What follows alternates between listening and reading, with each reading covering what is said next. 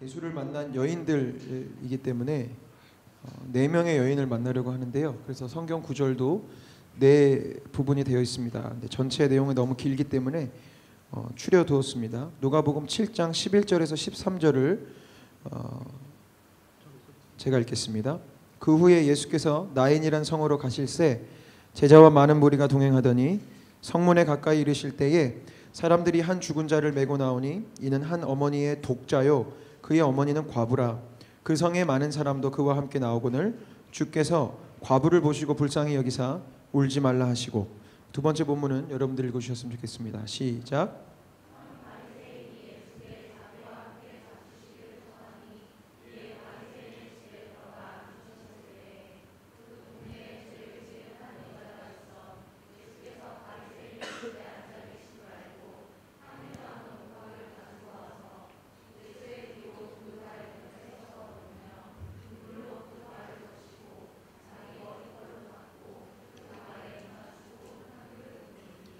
세 번째 여인은 제가 읽겠습니다. 그 후에 예수께서 각 성과 마을에 두루 다니시며 하나님의 나라를 선포하시며 그 복음을 전하실새 12제자가 함께하였고 또한 악귀를 쫓아내심과 병 고침을 받은 어떤 여자들 곧 7 귀신이 나간 자 막달라인이라 하는 마리아와 헤롯의 청지기 구사의 아내 요한나와 수산나와 다른 여러 여자가 함께하여 자기들의 소유로 그들을 섬기더라.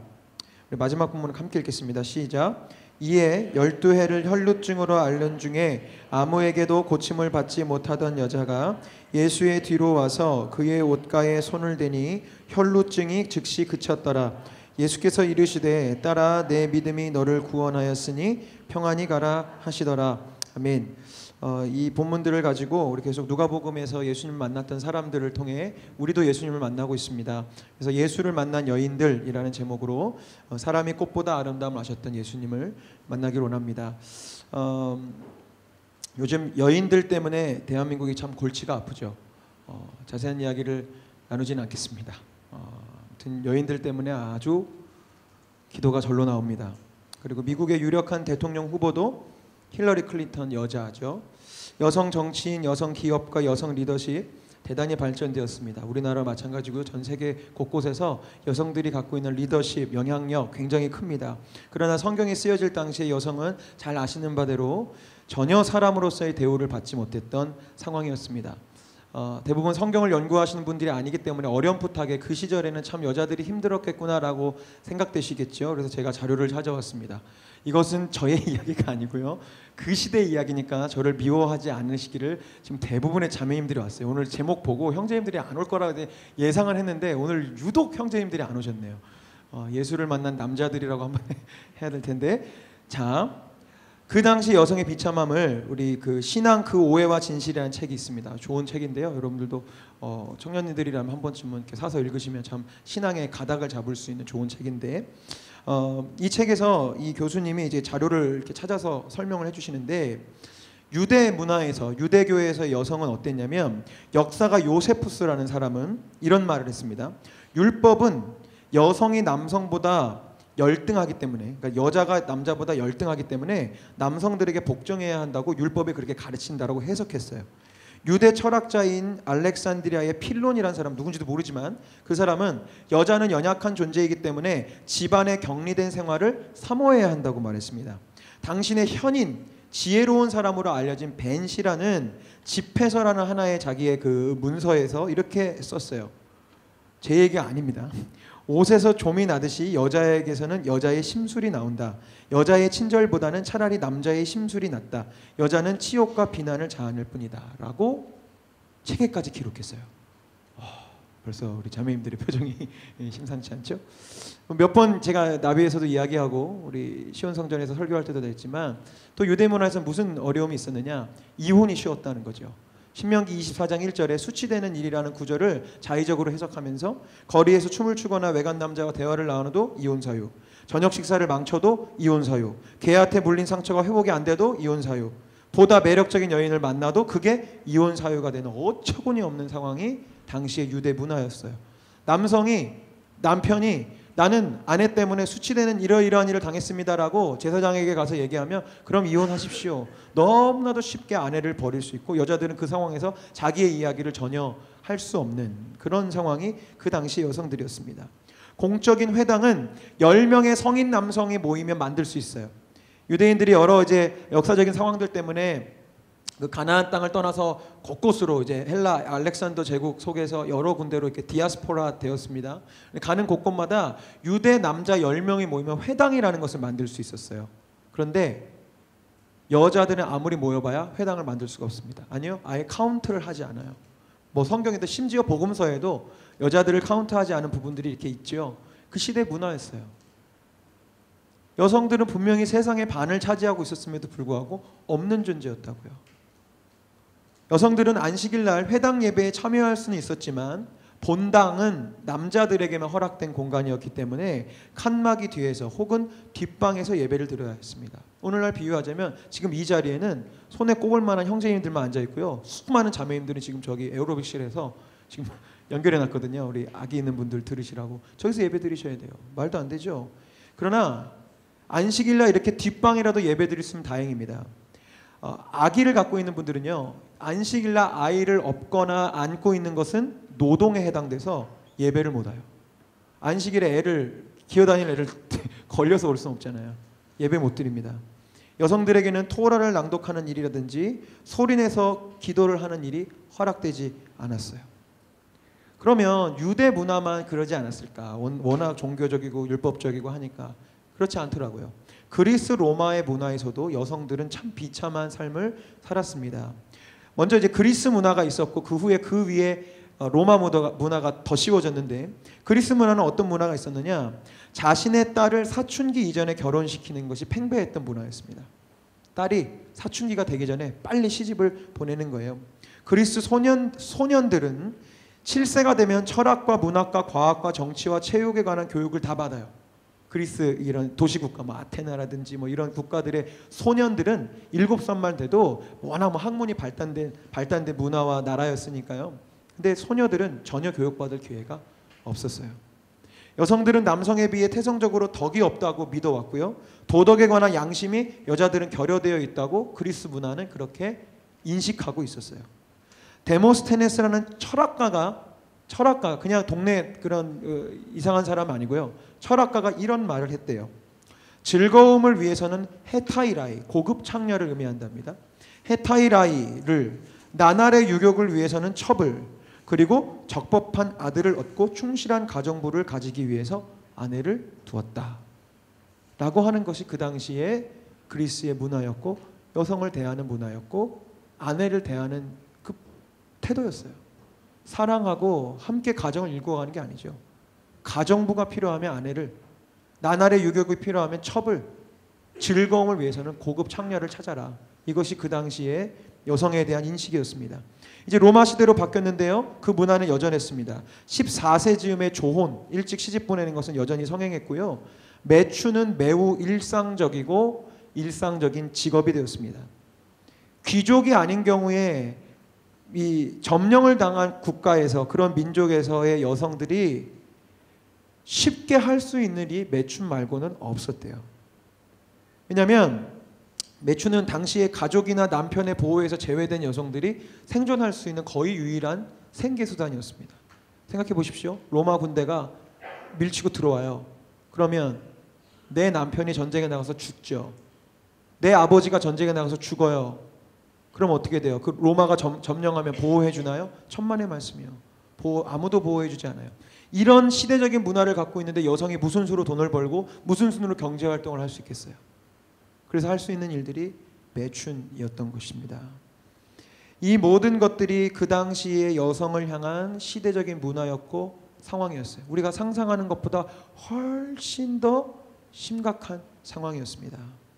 이런 상황 속에서 오늘 성경에 등장하는 여인들뿐만 아니라 성경에 이름 없이 카운트되지 않았던 많은 여성들이 그 시대에 그렇게 학대당하면서 하나의 남자의 소유물이 되어서 그렇게 비참한 삶들을 살아갔을 것입니다. 오늘 네 부분의 본문들을 통해 4명의 여성들을 우리가 만났어요. 첫 번째는 나인성에서 살고 있었던 과부를 만났고요. 죄인으로 소문났던 예수님의 발에 향유 옥합을 깨어뜨렸던 여인, 7 귀신 들렸던 것으로 소문났던 막달라 마리아, 그리고 12해 동안 혈루증을 앓고 있었던 여인, 이 4명의 여인이 오늘 본문 속에 등장합니다. 지금 제가 설명드렸다시피 일반적이고 정상적인 여성이라 할지라도 인간적인 대접을 받지 못하는데, 지금 말씀드린 이 4명의 여성은 더 심각한 문제를 갖고 있습니다. 일반적인 여성이라도 배척을 당할 이런 판국에서 이들은 완전히 사회에서 매장당하거나 무시당하거나 더 큰 핍박을 당할 수밖에 없는 그런 상황 중에 있는 여인들이었어요. 한 명 한 명씩 좀 살펴보겠습니다. 나인성 과부는요, 어떤 아픔을 갖고 있었느냐, 남성 중심의 사회에서 그나마 여성이 이 세상 사회로부터 보호받을 수 있는 장치는 무엇이 있었을까요? 딱 하나예요. 남편입니다. 그래도 남편이 있어야 남편의 권위로 말미암아 내가 보호를 받든지, 내가 어떤 남편이 하는 경제 생활을 통해서 내가 먹고 살 수 있는 상황들이 생겨요. 그러니까 남편이라도 있어야 거리로 안 나갈 수 있는 거예요. 그런데 지금 나인성 과부는 여기 표현도 됐지만 뭐예요? 과부예요. 남편이 없어요. 보호받을 길이 없어요. 자기 스스로의 힘으로 살아가야 돼요. 이런 아무런 사회보장 제도가 없는 험난한 세상에 살고 있었기 때문에 이미 구약에서부터 우리 주님은 율법을 통해서 객과 고아와 과부를 반드시 챙기라고, 너희들의 11조로 객과 고아와 과부들, 스스로의 힘으로 살아갈 수밖에 없는 이들을 보살펴주고 도와주라고 이미 주님은 율법을 통해 하나님의 마음을 나타내 주셨고요. 나중에 초대교회에 성령이 임한 뒤 성령이 충만했던 초대교회를 보면 과부들을 구제하는 헌금 때문에 분쟁이 일어날 만큼 열심히 과부들을 도왔었습니다. 이것은 하나님과 관련된 이야기들이고요. 하나님을 모르는 사람들은 어떻게 했을까요? 사람들은 그렇게 대하지 않았어요. 성경에 있는 근거들을 보면 룻기나 이사야서 54장을 보면 과부가 되는 것은 그 당시 사람 생각할 때 재앙을 받은 것으로 생각해서 손가락질했습니다. 하나님의 저주를 받아서 남편이 일찍 죽었네. 하나님의 재앙이 너의 집에 임해서 과부가 된 거야 라고 이야기했던 문화였다는 거예요. 그리고 예수님이 과부들을 학대하는 그런 바리새인들이나 종교 지도자들을 책망하셨던 부분들이 마가복음과 누가복음에 나오거든요. 이것을 유추해 볼 때 그 당시의 과부들은 누구도 자기를 지켜줄 수가 없기 때문에 여러 가지 모습으로 경제적이든 육체적이든 학대를 당했다는 것을 우리가 알 수 있습니다. 그런데 이렇게 이미 세상으로 하여금 저주받았고 재앙의 덩어리라고 하는 이 과부가 오늘 본문의 상황은 어떠냐면 독자라고 돼 있어요. 외아들. 아들이 하나 있었던 모양이에요. 남편은 일찍 죽고 아들 하나 있었는데 지금 그 아들이 죽었어요. 그나마 그 아들이 희망이었고, 혹여 그 아들이 조금 장성한 아들이었다면 그 아들이 엄마를 지켜주고, 그래도 엄마는 남들이 손가락질해도 이 아들 하나 바라보면서 살았을 텐데 이 아들이 지금 죽었어요. 얼마나 절망스러웠을까요? 본인 개인적인 절망스러움도 있지만 사람들이 또 이렇게 손가락질했죠. 저주에 저주를 받았구나. 남편이 일찍 죽은 것도 저주인데 아들도 죽었네. 도대체 무슨 잘못을 했길 때문에 그런 저주를 받았냐라고 손가락질 당했을 것입니다. 두 번째 등장하는 여인은 향유옥합을 깨뜨린 여인으로 유명한데요. 오늘 본문을 보면 이렇게 되어 있습니다. 한 바리새인이 예수께 자기와 함께 잡수시기를 청하니 이에 바리새인이 집에 들어가 앉으셨을 때에 그 동네에 죄를 지은 한 여자가 있어. 이렇게 쭉 되어 있습니다. 오늘 이 본문에서 이 향유옥합을 깨뜨린 여인의 믿음과 헌신과 그 예배자의 마음은 나누지 않겠습니다. 저 밑줄 친 저 부분입니다. 그 동네에 죄를 지은 한 여자가 나타난 거예요. 근데 영어 성경을 보면 이게 더 분명합니다. 굿뉴스 바이블에 따르면 이렇게 돼 있어요. In that town was a woman who lived in a sinful life. 굳이 우리식으로 직역하자면 이거죠. 그 마을에 죄가 많은 여인이 살고 있었습니다. 그 마을에 늘상 죄를 짓는 여인이 살고 있었습니다. 그 마을에 죄가 가득한 여인이 살고 있었습니다. 평행본문이 되는 요한복음을 보면 이 여인이 나사로의 여동생 마리아임을 알 수 있는데요. 어쨌든 이 여인은 죄가 많기로 소문났던 여인이었어요. 유대 율법에 따르면 여자가 죄를 짓는 경우는 거의 대부분 성적인 범죄입니다. 간음을 했다는 거죠. 성적으로 문란하다는 거예요. 근데 정황으로 봤을 때 이 마리아는 본인이 음란하거나 부덕해서 그런 상황이 된 것이 아님을 알 수 있습니다. 말씀드렸죠. 그 당시에 일상적인 직업이 매춘이었어요. 먹고 살 수 있는 길이 그 길밖에 없었단 말이에요. 그럼에도 불구하고 이율배반적으로 이 유대 남자들, 특히 율법학자들, 바리새인들은 그런 자기의 동족이 그런 아픔 가운데 있으면 도와주고 섬겨줄 생각은 하지 아니하고 손가락질하고 있었던 거죠. 죄가 많은 여인. 지금 이 향유옥합이 깨트려지는 상황은 굉장히 아이러니합니다. 바리새인의 집에 율법에 의하면 돌에 맞아 죽어야 하는 여자, 창녀가 들어온 거예요. 그런 그녀가 예수님의 발 앞에 울면서 향유옥합을 깨트리고 머리털로 그 발을 씻기고 있습니다. 그래서 사람들이 수군대기 시작했던 거예요. 그런 말도, 예수라는 사람이 저 여자가 누군지를 알면 이렇게 가만히 있지 않을 텐데. 이게 여담이지만 머리를 풀어서 발을 씻기는 거는요, 그 당시 문화는 두 명만 할 수 있대요. 아내가 하든지 창녀가 하든지. 그러니까 지금 사람들이 난리가 난 거예요. 예수님 발 앞에 지금 뭐 하고 있는 거야? 그런 여인이 예수님을 만납니다. 세 번째 여인은 막달라 마리아입니다. 세 번째 본문에는 이름이 등장하는 세 명의 여인이 있었는데요. 막달라인이라 하는 마리아와 헤롯의 청지기 구사의 아내 요한나, 그다음 수산나 이렇게 되어 있습니다. 저도 요한나는 수산나 잘 모릅니다. 성경에 그때 이름 한 번 나오기 때문에. 그러나 막달라 마리아는 우리가 잘 알고 있고요. 또 흔하게 우리가 들었던 이름들이죠. 그런데 이 막달라 마리아에 대한 오해를 좀 먼저 풀고 싶어요. 첫 번째 오해는 무엇이냐? 향유 옥합을 깨트린 죄를 지은 방금 봤던 그 여인이 막달라 마리아라고 생각하는 경우가 우리가 많은데 그렇지 않습니다. 결정적으로 찬송가 211장에 값비싼 향유를 주께 드린 막달라 마리아 본받아서 이 가사가 있어요. 이 작사하신 분이 크게 실수하신 거예요. 막달라 마리아는 그런 짓이에요. 그런 일을 한 적이 없어요. 성경 어디를 뒤져봐도 그 마리아가 막달라 마리아가 없어요. 오히려 요한복음에 나사로의 동생 마리아인 것은 나옵니다만 막달라 마리아는 아니에요. 그런 오해를 많이 받아요.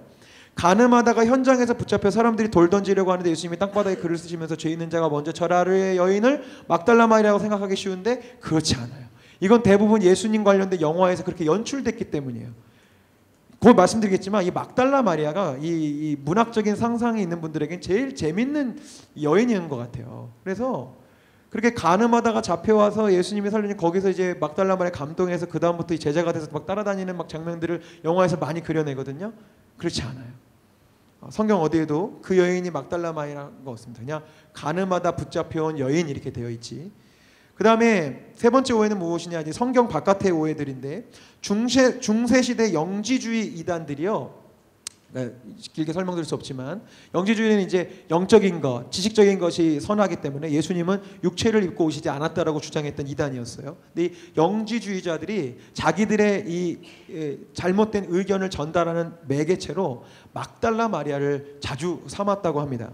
대표적인 위경, 잘못된 성경, 마리아 복음서라는 게 있는데 이것이 뭐냐면 막달라 마리아가 예수님의 생애를 기록한 건데 영지주의적인 내용이 많이 들어있는 거예요. 예수님이 이렇게 신적인 부분들만 굉장히 강조하고 인간으로 오시지 않았다는 것을 강조하는 것들을 마리아의 이름으로 거짓된 복음서를 만들었고요. 또 다른 영지주의 복음서인 빌립 복음서에는 막달라 마리아를 베드로의 적으로 묘사하기도 했답니다.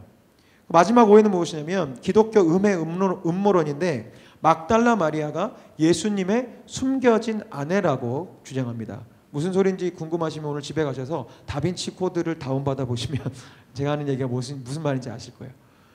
이 기독교를 음해하는 음모론자들은 이 막달라 마리아가 예수님의 숨겨놓은 아내고 예수님이 자식도 있었다. 근데 이제 예수님을 신격화하고 해야 되니까 결혼도 안 했다고 해야 되고 자식도 없다고 하고 막 그랬다 막 얘기를 하는데 말도 안 되는 이야기죠. 아무튼 그런 상황에 등장하는 여인도 막달라 마리아예요. 그러니까 막달라 마리아 천국에서 지금 굉장히 억울하실 것 같아요. 자기 이런 여자가 아닌데 그런 오해들을 많이 받습니다. 성경을 통해서 발견한 진짜 막달라 마리아는 어떤 여인이냐면 7 귀신 들렸던 여자가 가장 정확하고 가장 명확한 그녀에 대한 소개입니다. 다른 본문인 마가복음 16장 9절 여러분 읽어주셨으면 좋겠습니다. 시작.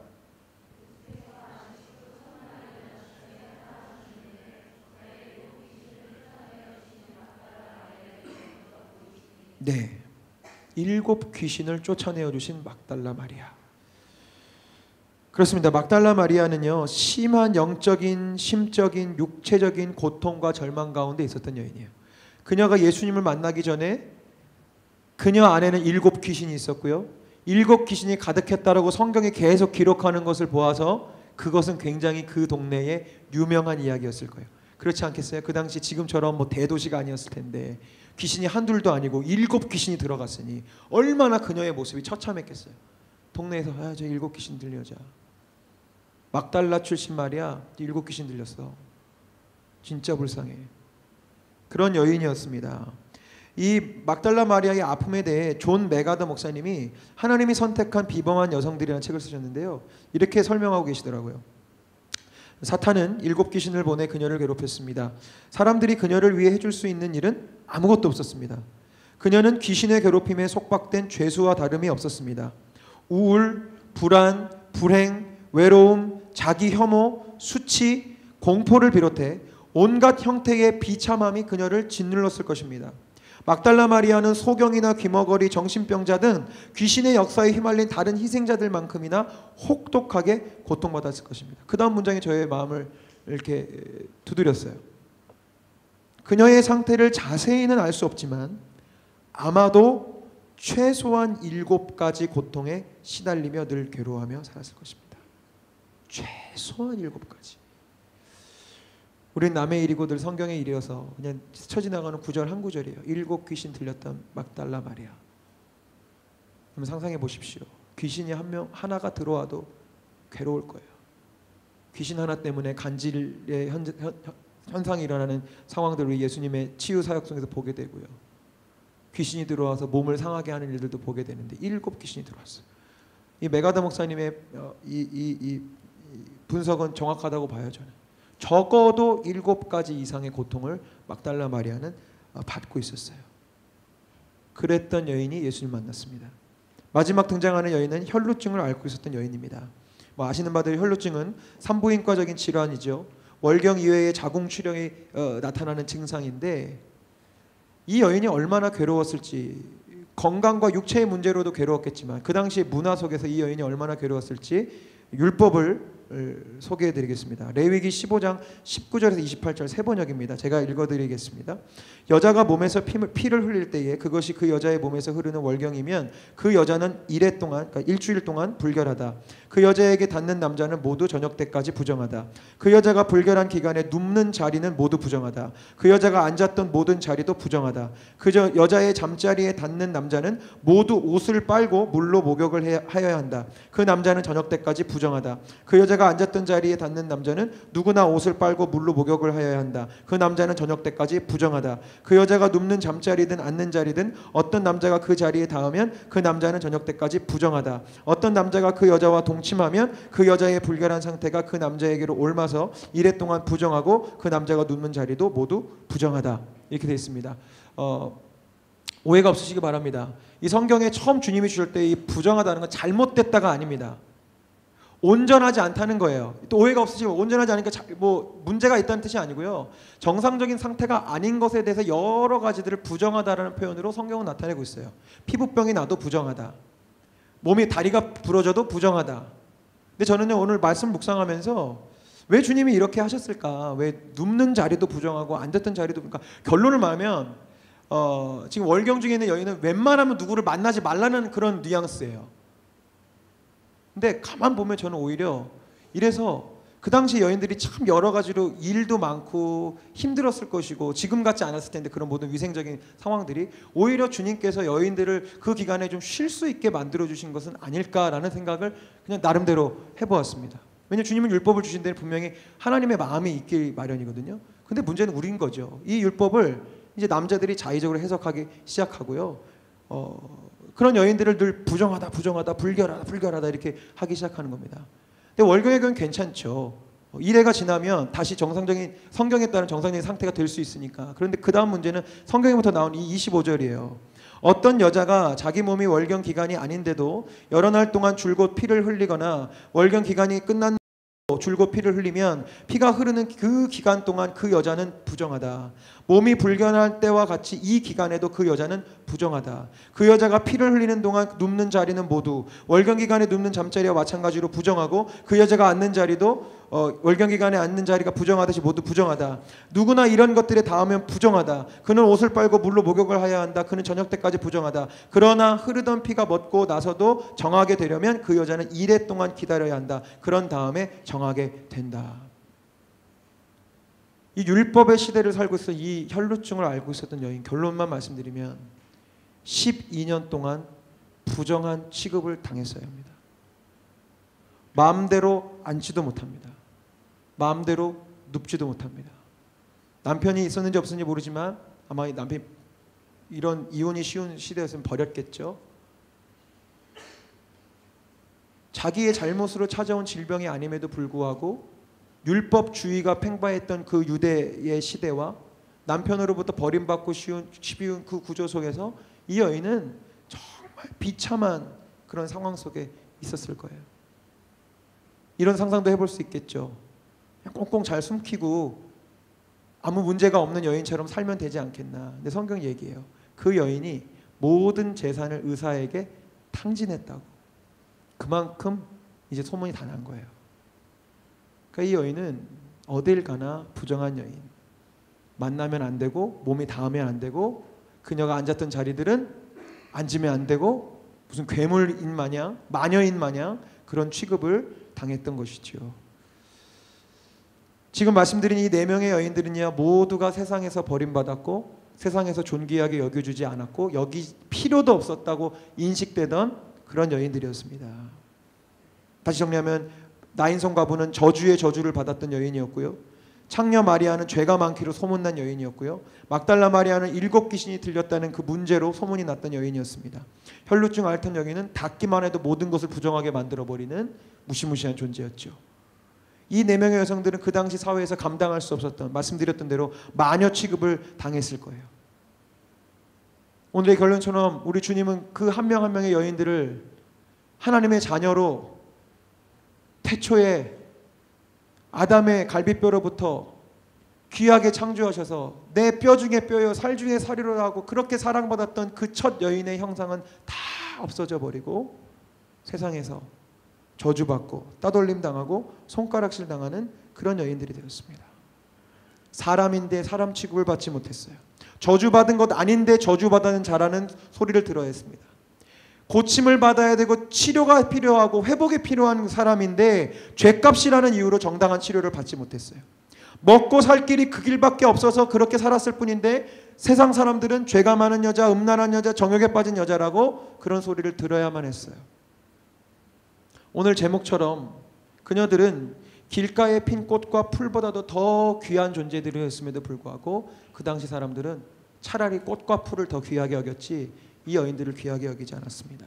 그러나 우리 예수님은 이런 시대의 문화와 흐름과 상황 속에서 세상과 다르게 그녀들을 사랑하셨습니다.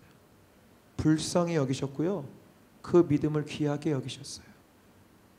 우리 예수님은 이 여인들을, 이 사람들을 꽃보다 더 아름답게 여기시며 태초의 그 모습 그대로 사랑하셨죠.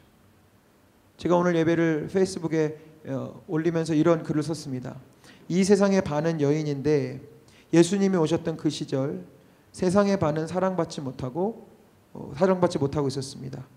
예수께서 세상의 반을 품으셔서 모든 세상을 이처럼 사랑하셨습니다. 우리 밴드 나오셨으면 좋겠고요.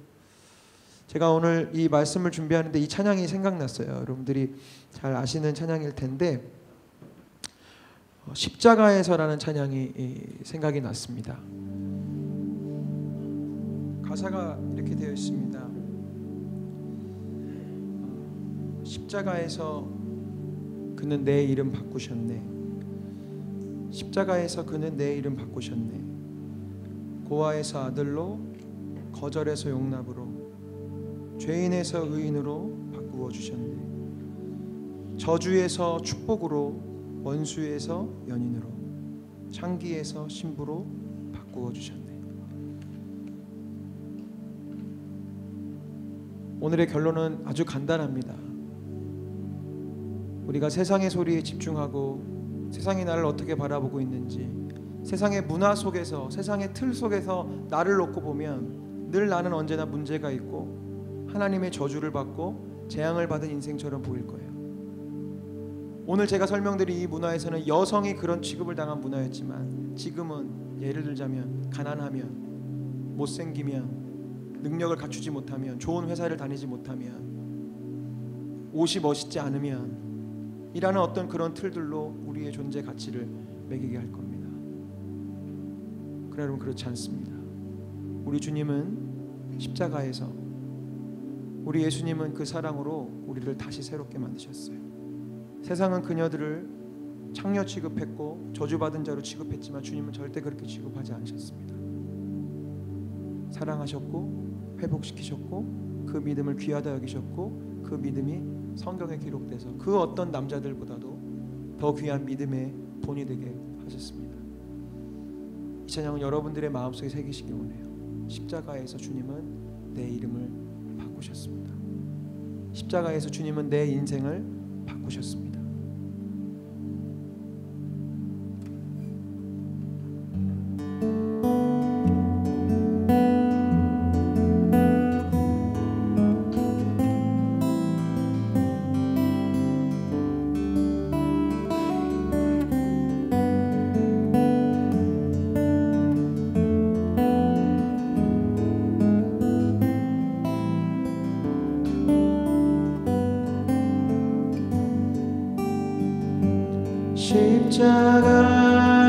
십자가에서 그는 내 이름 바꾸셨네.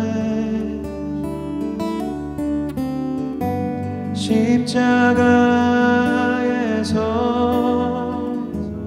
그는 내 이름 바꾸셨네. 고아에서 아들로, 거절해서 용납으로, 죄인에서 의인으로 바꾸어 주셨네. 십자가에서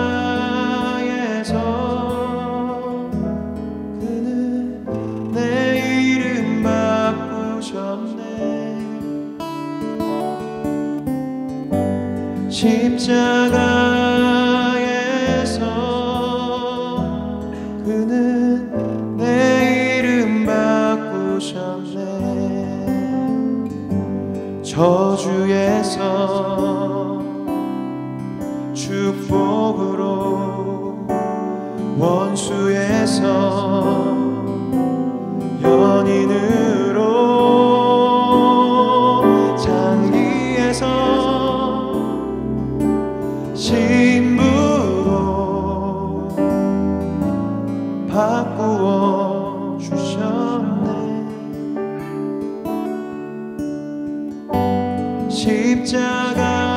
십자가에서 그는 내 이름 바꾸셨네.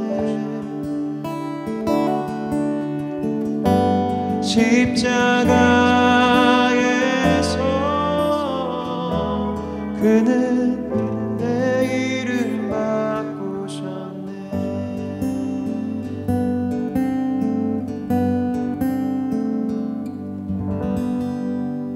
아멘.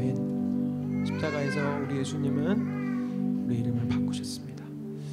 하나님의 저주라고 이름 붙여졌던 그 여인들을 주님이 만나셨어요. 주님은 그들을 저주라고 부르지 않으시고 하나님의 사랑을 받는 자들이라고 말씀하셨고, 그 하나님의 사랑을 보여주셨습니다. 내가 나를 봐도 참 비참한 인생이라는 생각이 들고, 하나님을 믿는다는 나에게 좀 하나님께 영광이 되어지는 일들이 막 나타나면 내 주변 사람들에게도 나 하나님 믿으니까 이렇게 잘 되는 거 좀 봐 했으면 좋겠는데, 하나님 믿는 나에게 안 좋은 일들이 자꾸 생기고 문제가 생길 때마다 하나님을 믿는다는 것 자체가 수치스럽게 여겨질 때가 있어요. 정말 내가 하나님의 축복의 자녀인 것은 맞는가? 왜 나는 하나님이 축복해 주시지 않는 거지? 라는 마음들이 드실 때가 있을 거예요. 그러나 여러분, 이 시간에, 이 저녁에 십자가에서 내 이름을 바꾸신 예수님을 바라보아야 합니다. 하나님은 사랑이십니다. 하나님은 우주를 사랑하시는 게 아닙니다. 하나님은 지구를 사랑하시는 게 아니에요.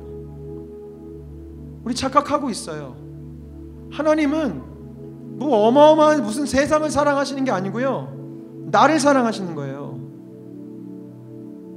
하나님은 나를 사랑하셔서 나를 위해서 예수님을 보내주시고, 나를 사랑하셔서 내 안에, 우리 안이 아니고 내 안에 성령님을 허락하여 주셔서 내가 하나님 사랑 알기를 지금 원하고 계시는 거예요. 하나님 사랑이십니다. 하나님 나를 끝까지 사랑하세요. 그 사랑에서 우리의 인생은 다시 새로워질 수 있습니다. 제가 설교를 마무리하면서 많이 고민했어요. 우리 나비팀은 한 주간에 카톡방에서 알 수 있어요. 결단창을 3번이나 바꿨습니다. 말씀을 마무리하는데 문득 한 여인이 생각났어요. 사진이 뜰까요? 아시는 분은 아시겠지만 송명희 시인이십니다. 그분이 저 시집을, 공평하신 하나님이라는 시집을 내면서 그 머리글에 이런 글을 쓰셔서 제가 읽어드리겠습니다. 1963년 어느 초여름 나는 태어났다.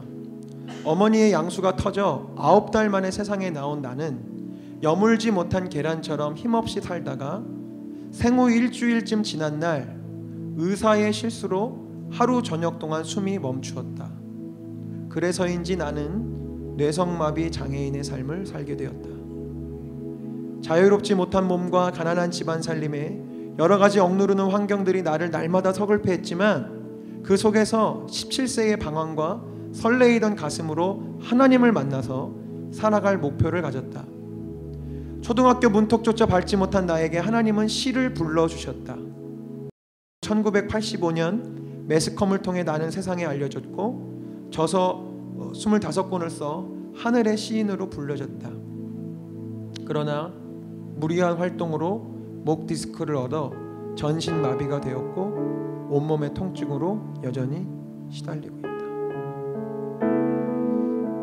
누군가 보면 그녀의 인생은 저주받은 인생처럼 여겨질지 몰라요. 9달 만에 세상 밖에 튀어나왔는데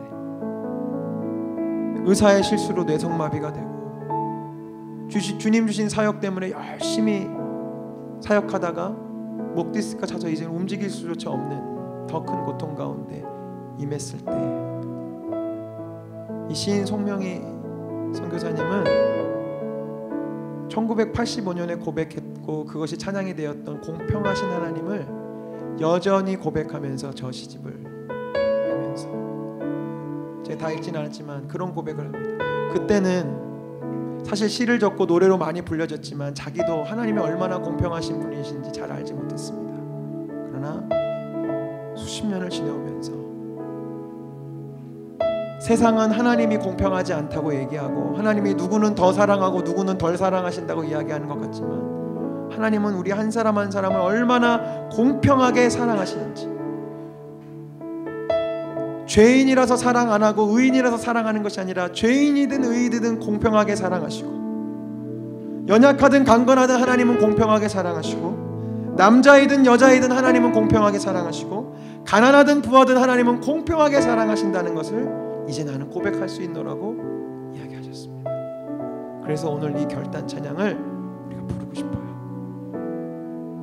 공평하신 하나님이 나 남이 가진 건 나 없지만 나 남이 없는 것 같게 하셨네. 그것은 예수님입니다. 세상은 불공평합니다. 누군가에겐 처음부터 돈이 많게 태어나고, 누군가는 처음부터 건강하게 태어나고, 누군가는 멋진 외모를 갖고 태어납니다. 세상의 기준으로 보면 불공평합니다. 예수님의 시대로 돌아가면 누군가는 그냥 태어난 게 남자라서 마음대로 살 수 있었고, 태어난 게 여자여서 고통 가운데 살았습니다. 그러나 우리에게는 가질 수 있는 것이 있습니다.